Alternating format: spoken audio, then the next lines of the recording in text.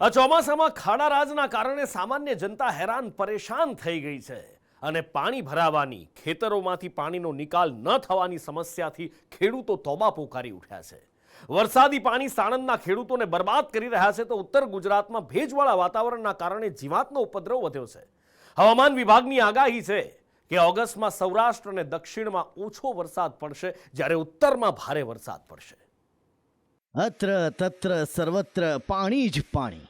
આ દ્રશ્યો અમદાવાદના છે। અમદાવાદમાં આવતા સાણંદ તાલુકાના ચાચરવાડી વાસણા ગામે વરસાદી પાણી ખેડૂતોના દુશ્મન બન્યા છે। વિસ્તારમાં જ્યારથી વરસાદ પડ્યો છે ત્યારથી 700 એકર ખેતીલાયક જમીનને જળ સમાધિ લઈ લીધી છે। ખેડૂતોનો આરોપ છે કે ચાચરવાડી વાસણામાં ઇન્ડસ્ટ્રીયલ પાર્કની દિવાલના કારણે પાણીનો નિકાલ થતો નથી। પાણીના નિકાલ ન થાય ત્યાં સુધી ખેડૂતોએ પ્રાંત કચેરીમાં પડાવ નાખ્યો છે। જો સરકાર સંપૂર્ણ જાણે છે, સરકાર અજાણ છે એવું નથી, સરકાર જાણતી હોવા છતાં એ ઉદ્યોગપતિના હિત ઈચ્છતી હોવાના કારણે આટલા બધા 700 એકરના ખેડૂતોને નુકસાન પહોંચાડી રહી છે। બધાની માગણી એવી છે કે જ્યાં સુધી પણ આ નહીં થાય ત્યાં સુધી હિજરત કરીને આવે છે, અહીંયા જ રહેશે, બીજો કોઈ આરો નથી। હાઈકોર્ટનો ઓર્ડર એવો છે કે ભાઈ 4 વીકમાં પાણી ગામનું કાઢવું, તો 4 વીકમાં કાઢવાના બદલે 4 વર્ષ થઈ ગયા છે। 4 વર્ષમાં પણ આમના પેટનું પાણી નથી હલ્યું અને અમારા ગામનું પાણી ઓછું થયું નથી। ખેડૂતોની ચીમકીના પગલે પ્રાંત અધિકારીએ ટીમ બનાવી સ્થિતિનો તાગ મેળવવાની સૂચના આપી છે।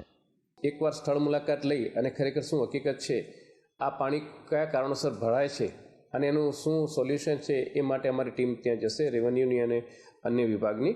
અને એ ટીમ આવ્યા પછી એક ટૂંકા ગાળાની અંદર એમની સમસ્યાનું કેવી રીતે સમાધાન લઈ શકે અને લાંબા ગાળાની અંદર એમની સમસ્યાનું શું સમાધાન લઈ શકે એ યોગ્ય જગ્યાએ બેસી અને ચર્ચા કરીને અને એનો અમે નિકાલ કરીશું। બીજી બાજુ ઉત્તર ગુજરાતમાં જીવાત ખેડૂતોને બરબાદ કરવા પર આમદા બની છે।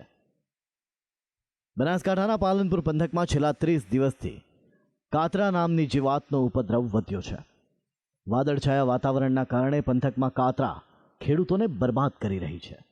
આ જીવાત ગવાર, મગફળી અને ઘાસચારાના વાવેતરની ભારે નુકસાની કરી ચૂકી છે। હાલ તો ખેડૂતો કાતરાના આતંકથી બચવા જુદા જુદા પ્રયત્નો કરી રહ્યા છે। છેલ્લા 20-25 દાડાથી કાતરા પડ્યા છે।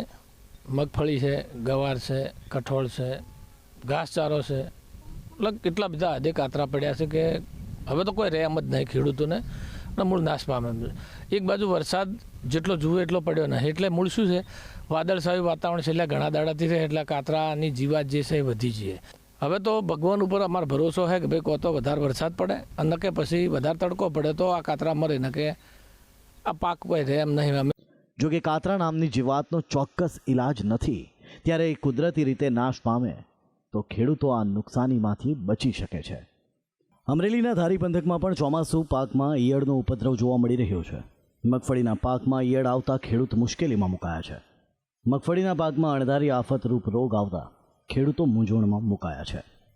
અમારી મગફળીમાં બહુ સુકારો આવ્યો છે। સતત વરસાદ પડવાથી ઈયળનો ઉપદ્રવ બહુ છે અને આ મોંઘા બિયારણો વાવ્યા છે પણ માંડવી પીળી પડતી જાય છે।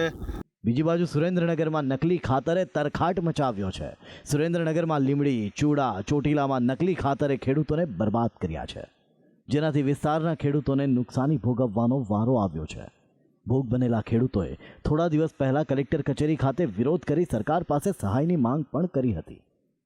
4 થી 5 તાલુકામાં આ પ્રશ્ન છે ખાતરનો, કે લગભગ બધાય ખેડૂતો આ ખાતરનો ભોગ બન્યા છે અને અમારે લગભગ 2 થી 3 વાર વાવણી કરી આ ખાતર નાખવાથી સેન્દ્રિય ખાતર કરીને અમને દઈ ગયા છે। આ ખાતર નાખવાથી અમારે લગભગ બધાય પાક નિષ્ફળ ગયા છે। સરકાર આની તાત્કાલિક ધોરણે અમને સહાય આપે। આ બધા વચ્ચે હવામાન વિભાગે આગાહી કરી છે કે ઓગસ્ટ માસમાં કચ્છ, સૌરાષ્ટ્ર પર ભારે વરસાદનો માર ઓછો પડશે, જ્યારે મધ્ય અને ઉત્તરમાં મેઘો વરસાદની ઘટ પૂરી કરી નાખશે। सौराष्ट्र और कच्छ रीजन में जो रेनफॉल का फोरकास्ट है वो बिलो नॉर्मल रहेगा अगस्त महीने के लिए, और जो गुजरात रीजन है वहाँ पे नॉर्मल रेनफॉल का पूर्वानुमान है, और कुछ साउथ गुजरात के पॉकेट्स को छोड़कर जहाँ पर बिलो नॉर्मल का पूर्वानुमान है। हाल तो मेघो જ્યાં વરસ્યો છે ત્યાં પાણી ભરાવાની સમસ્યાના કારણે ખેડૂતો પરેશાન થયા છે. જ્યાં વરસાદની ખેંચ પડી છે ત્યાં ખેડૂતો વરસાદની રાહ જોઈ રહ્યા છે. ત્યારે મેઘો આગાહી મુજબ બેલેન્સ રાખી વરસે તો ખેડૂતોની સમસ્યાનું કુદરતી સમાધાન આવી શકે છે. બ્યુરો રિપોર્ટ, સંદેશ ન્યૂઝ.